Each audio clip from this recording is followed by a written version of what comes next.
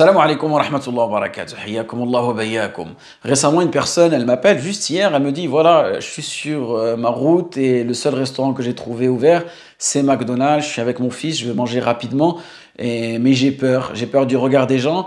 Et énormément de personnes me disent que c'est haram en ce moment de manger à McDo, car tout simplement, il faut boycotter ces entreprises-là, il faut boycotter ces produits-là. Quelle est la position religieuse à avoir? Qu'est-ce qu'il faut faire? Allah yabarik fikoum, tout simplement, on va essayer de répondre à cette question en comprenant le sujet du boycott. Al-muqata'a. Al-muqata'a, quel est son poids dans la législation islamique? Car vous savez qu'aujourd'hui, ce sujet a fait couler beaucoup d'encre et il a même créé la division entre les musulmans. Et pendant qu'il faut s'unir contre l'oppresseur, certains, par manque de sagesse et manque de science, importent ou exportent des fatwas sans regarder le contexte, sans comprendre des finalités. Et tout simplement, peut-être ils vont incriminer ceux qui le pratiquent ou bien ils vont faire culpabiliser ceux qui délaissent le boycott. Donc à travers cette vidéo, Inch'Allah, sous la lumière du Coran et de la Sunna et des règles du fiqh, nous allons aborder ce sujet. Essayer de comprendre qu'est-ce que le boycott, quels sont les différents types de boycott aujourd'hui qui sont pratiqués, le boycott individuel, le boycott collectif, le boycott étatique, la différence du boycott quand il est pratiqué dans un pays musulman et dans un pays non musulman, les savants qui sont pour le boycott comprennent leur fatwa et les savants aussi qui sont contre le boycott. Et à la fin de la vidéo, Inch'Allah, nous verrons rapidement le statut du boycott en France. Allah yabarik fikoum, le but suprême du boycott, c'est quoi?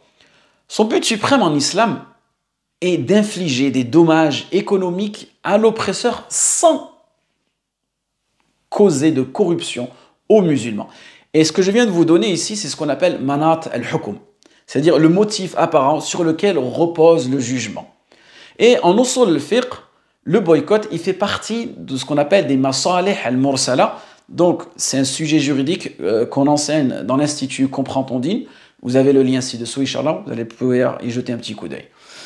Donc, quand je vous ai dit, ça fait partie des masalih al-mursala, le principe de l'intérêt relâché. Et que ce principe-là, pour qu'il soit validé, il faut qu'il soit tout simplement raisonnable, d'accord? Et qu'il soit lié à une affaire nécessaire ou bien aide à lever une contrainte religieuse. Et c'est ce qu'on peut plus ou moins remarquer, constater dans le boycott. Et, barakallahu fikoum, un point aussi important, sachez que l'avis majoritaire des savants considère le boycott ne faisant pas partie des ibadat, des adorations, mais partie des interactions, le muamalat. Et c'est quelque chose qu'on peut retrouver lorsqu'on étudie Bab Bay' wa Shira, le chapitre des transactions commerciales. Donc le boycott individuel en réalité, il fait partie des mubahat, des permissions. C'est-à-dire que moi, je suis libre d'acheter, de ne pas acheter. Je fais ce que je veux avec mon argent. Très bien.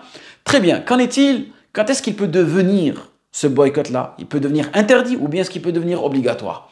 Si par exemple le gouverneur décide de ne plus commercer avec tel ou tel pays ou que tel produit est interdit à l'import, dans ce cas-là, il faudra obéir au gouverneur pour éviter tout simplement de créer le désordre dans le pays ou bien éviter des sanctions parfois pénales. Et je pense que ça, c'est tout à fait logique. Si un produit est interdit au pays ou il est interdit de commerce avec un pays, ça va être tout simplement très très clair. Maintenant, dans cette situation que je vais donner, c'est là où que la permission du gouverneur a une prévalence. Aujourd'hui, dans le cas dans lequel on est, c'est-à-dire que nous avons un pays musulman, par exemple comme la Palestine, qui est en guerre avec un pays non musulman. Peut-on soutenir ce pays musulman en boycottant ses produits? Parmi les mashayikh contemporains, Shaykhuna Sheikh al-Rajhi, hafidhahullah, a pris cette position, que cela est possible. Sheikh al-Haydan a la même position et il dit que cela est autorisé et que la permission du gouverneur n'est pas une condition dans cette situation. Et parmi les défunts, Sheikh al-Uthaymin, rahmatullah alayh, Sheikh al-Albani, Sheikh al-Sa'di sont du même avis et qu'ils disent que cela fait partie des formes de lutte contre l'oppression sur le plan économique et sur le plan militaire. Wajahidu bi amwalikum wa anfusikum. C'est-à-dire, et lutter avec vos biens, bi amwalikum, avec vos biens et vos personnes dans le sentier d'Allah subhanahu wa ta'ala. Parmi les mashayikh contemporains, des fatwas qu'on revoit souvent, qui sont exposés, celle de Sheikh al-Jabri, rahmatullah alayh, et celle de notre Sheikh Salih Fawzan, eux qui disent que le boycott étatique est conditionné sous la permission du gouverneur.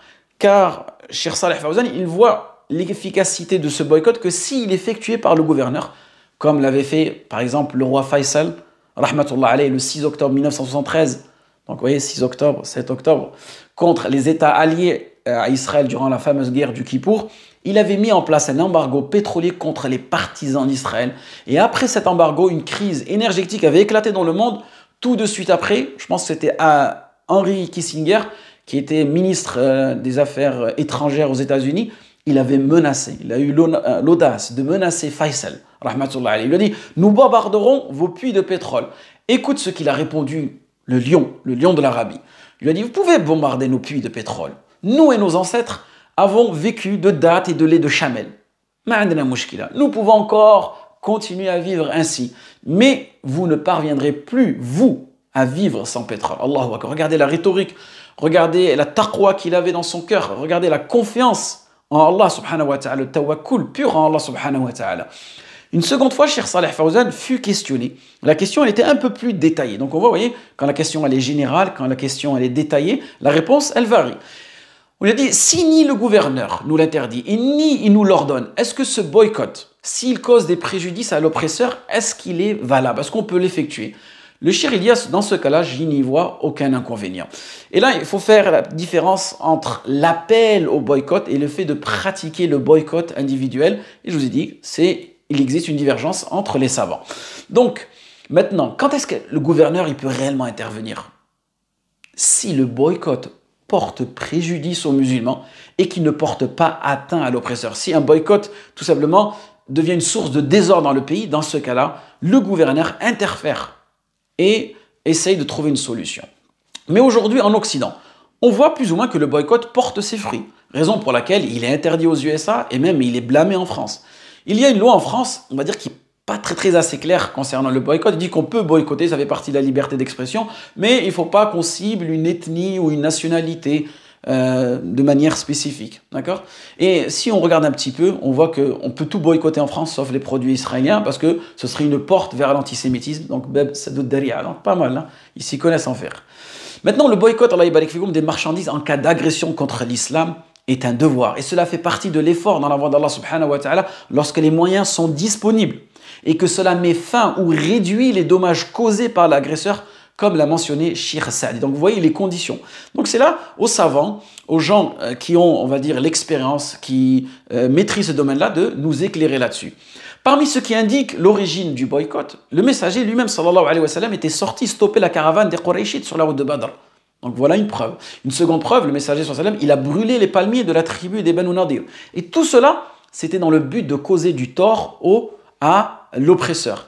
Et aussi, Thumama bin Athal, radiyallahu anhu, après sa conversion, il s'est rendu où? À la Mecque pour effectuer la Umrah. Il leur a dit par Allah, aucune graine de blé ne vous parviendra. Donc voilà certaines preuves dans le Coran et dans la Sunna. Ensuite, nous avons aussi la parole de Ibn Hani, rahmatullah alayhi, élève de l'imam Ahmed. Il rapporte ceci. Il dit, on a questionné l'imam Ahmed sur un individu qui achète ou vend des produits, d'accord, à l'ennemi, à l'oppresseur. L'imam Ahmed, il répondit ceci. Il dit, aucune transaction commerciale ne doit être faite avec les gens qui en tirent force pour combattre les musulmans. Allahu Akbar.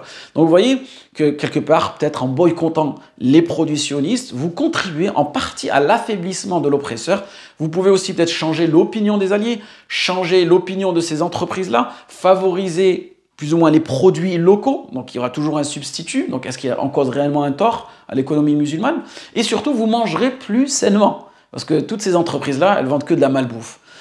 Mais vous savez, ce qui est le plus triste aujourd'hui, c'est que vous avez des musulmans aujourd'hui qui boycottent leurs frères, qui boycottent le business de leurs frères, qui boycottent des associations musulmanes, des entreprises locales juste musulmanes, parce qu'elles font quoi? Juste parce qu'elles augmentent leur prix. Vous voyez? Et à aucun moment, ils ont demandé l'autorisation du gouverneur pour pratiquer ce boycott. Et à aucun moment, ils ont été réprimandés, les gens qui ont accompli ce boycott. En revanche, quand il faut maintenant, par exemple, boycotter des produits, des entreprises sionistes, eh bien, on se divise sur ce sujet-là et on met en avant est-ce qu'il faut réellement la permission, oui ou non. Est-ce que cela va porter atteinte aux musulmans, oui ou non? Donc c'est des questions auxquelles on se pose, mais je pense qu'aujourd'hui, tout est clair. Vous voyez exactement que le boycott a porté ses fruits, wallahu a'lam, de ce qu'on nous transmet à travers les statistiques, et qu'aujourd'hui, les entreprises essayent de trouver, on va dire, des stratégies pour plus ou moins contrer ces boycotts massifs. Ensuite, maintenant, comme vous pouvez savoir, le boycott, en réalité, ne doit pas être pratiqué que lorsque Gaza est attaqué. Ça doit être une prise de position, comme je vous ai dit tout à l'heure, vraiment basée sur vos principes à vous, et qu'on doit rechercher la continuité dans ces efforts-là, et non pas avoir seulement des sentiments à un moment précis. Ressentir la tristesse de nos frères palestiniens juste quelques jours, quelques semaines, et après on revient à nos habitudes. Parce que peut-être qu'on va revenir à McDo, on va revenir vers ces entreprises-là x10, parce qu'on s'est plus ou moins coupé pendant une semaine, 2 semaines, un mois de la consommation de ces produits, et on revient, on fait exploser leur chiffre d'affaires. Donc c'est pour ça que, en réalité, la communauté Mohammed sallallahu alayhi wa sallam, elle a besoin d'énormément d'éducation, et qu'on soit préparé à l'avance, et qu'on soit formé à l'avance à toutes ces formes, à tous ces moyens de réduire l'oppression envers les pays musulmans, pour que, Inch'Allah, d'ici je ne sais pas combien de temps, ça va réellement aboutir et réellement donner, on va dire, et porter ses fruits. Qu'Allah subhanahu wa ta'ala vous préserve. Wa faqakum Allah lima yuhibbu wa yarda. Wa akhiru da'wana alhamdulillahi rabbil alamin.